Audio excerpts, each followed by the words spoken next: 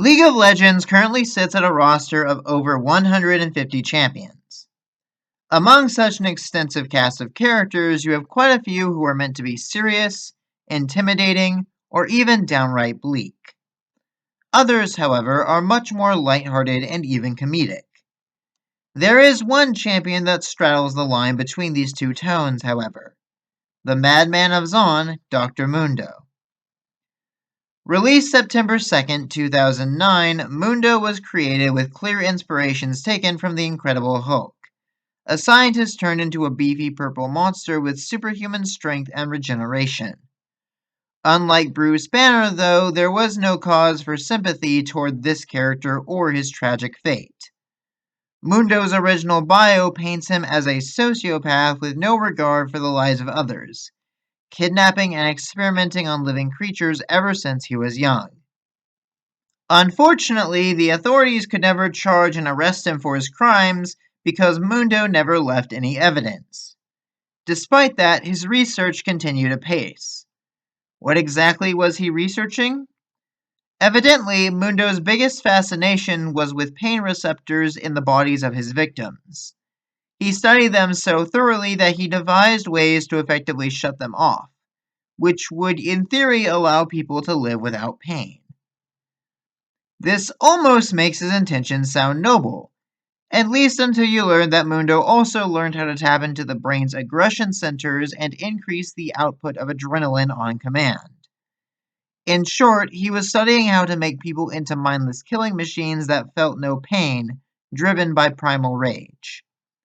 In the old canon, Noxus recruited the madman and began funding his research, clearly hoping to devise some sort of super soldier serum from his work. In spite of that, Mundo eventually turned to experimenting on himself at some point, which is what resulted in his transformation into the monster you see here. To put it simply, after injecting himself with his own super drug, Mundo became a little bit of an idiot. It's implied that he still retained all of his medical and alchemical knowledge, and that he continued his research in spite of his transformation, but his voice lines, well, they didn't exactly strike anyone as the words who was altogether there in the head, if you catch my meaning. Yeah, so Mundo is a very silly character with a really gruesome backstory. His lore evoked the idea of a cunning and vile mad scientist. But his personality was more of a simple-minded brute who talked in silly voices and spoke in third person for whatever reason.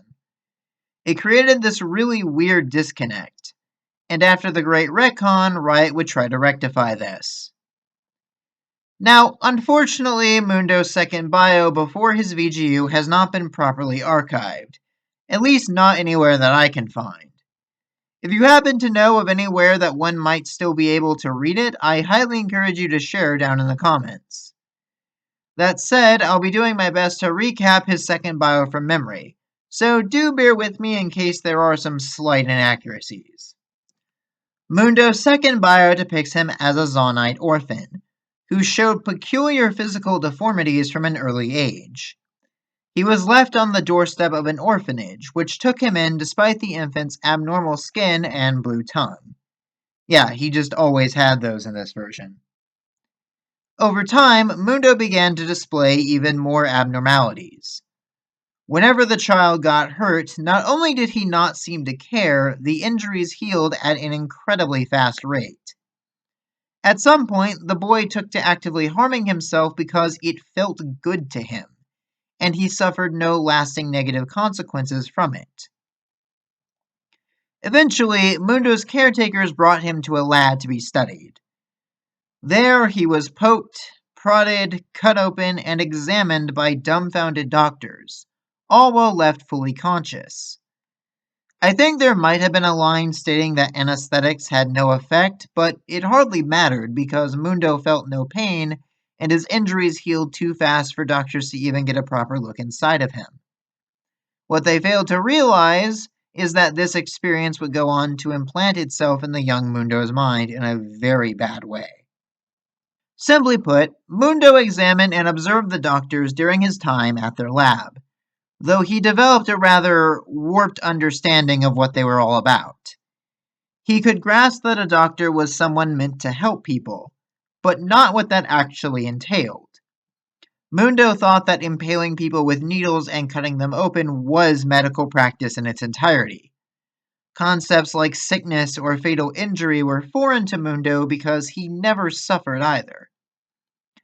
Regardless, the doctors made Mundo feel good, so he came to develop a sort of respect and admiration for the profession, or at least what he thought it was. He started mimicking a lot of their behaviors in his room without ever really understanding any of it.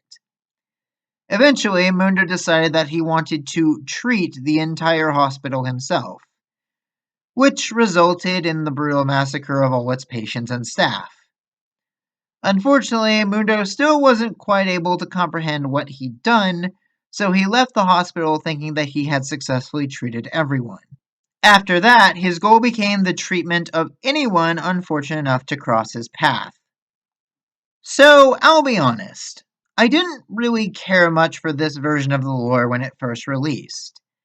It's never explained what exactly Mundo is or how he came to be this way, and I've even seen some people point out that it could be interpreted as a rather negative view of those suffering from mental illness. However, in hindsight, I honestly think this version of the bio does the best job of combining Mundo's horror elements with his more comedic ones. He's a monster deluded into thinking that he's a doctor, unable to comprehend the atrocities he commits as anything more than standard medical practice. Mundo's ignorance in this version stems from a literal childlike innocence, as he grew up without anyone ever trying to explain to him things he had no way to comprehend or internalize on his own. Death and pain are non-factors to Mundo, at least not without extreme measures. Putting aside any problematic readings, which I honestly think are a little bit of a stretch in the first place, it's a pretty solid execution of the character, all things considered. At the very least, it fit the vibe that Mundo was meant to evoke much more than his original backstory. And on that note, let's discuss Mundo's third bio now. This time around, Mundo was neither a bad scientist nor an orphan. Instead, he was an enforcer for some unnamed chem baron. Though physically strong and imposing, Mundo was a bit aloof, which led him to accidentally tick off his boss. Somehow. Yeah, we don't really know what Mundo did, but apparently it was so severe that the Chem Baron decided to make an example of his own enforcer by sticking Mundo into an asylum known for experimenting on its patients. Mundo was subjected to many such experiments, his body becoming a testing ground for all sorts of chemicals while his mind was withered away by the torturous treatments he endured. According to his bio, Mundo eventually started to delude himself into thinking that he himself was a doctor, since his straitjacket and their lab coats were both white. Okay. This delusion became a sort of coping mechanism for Mundo to rationalize his current situation, and soon enough, he broke out, somehow, and started treating all the inhabitants of the asylum. In an ironic twist of fate, Mundo's old boss would become one of his new patients. Though, of course, that operation was as lethal as all the others. With that, Mundo set out into the streets in search of new victims under the pretense of looking for people to treat, thus becoming a local horror story to the people of Zon. Yeah, this version is probably the worst one. For one thing, a lot of details are left incredibly vague, even more so than in his second bio. We don't even know Mundo's original name, since that was something he just started calling himself after misreading his own name tag.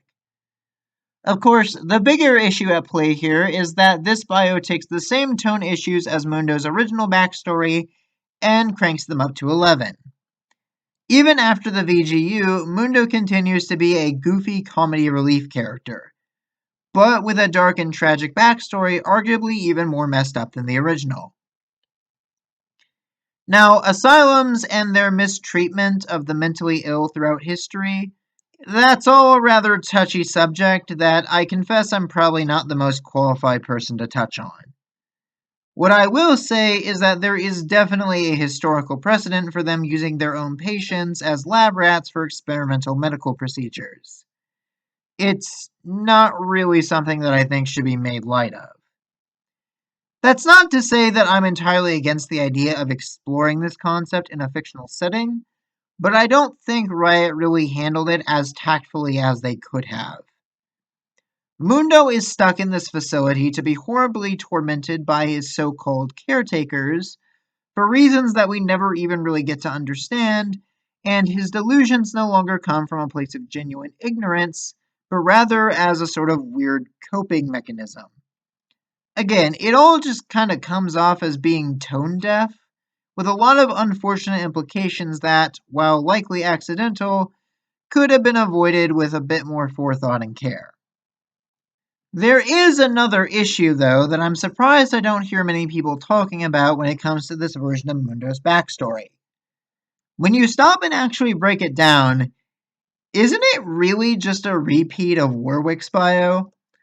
A former gangster with a kind heart who was kidnapped, experimented on, and turned into a monster by strange chemicals and machinery. They both even become local horror stories for the people of Zon.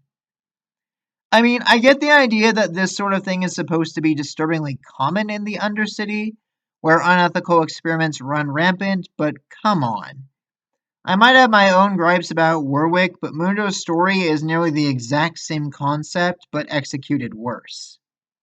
There's no denying that the old Mundo was in desperate need of a VGU, but the new backstory they gave him to accompany it really fell flat in a lot of ways. Honestly, the second backstory really could have worked fine enough on its own, with maybe just a few small tweaks here and there.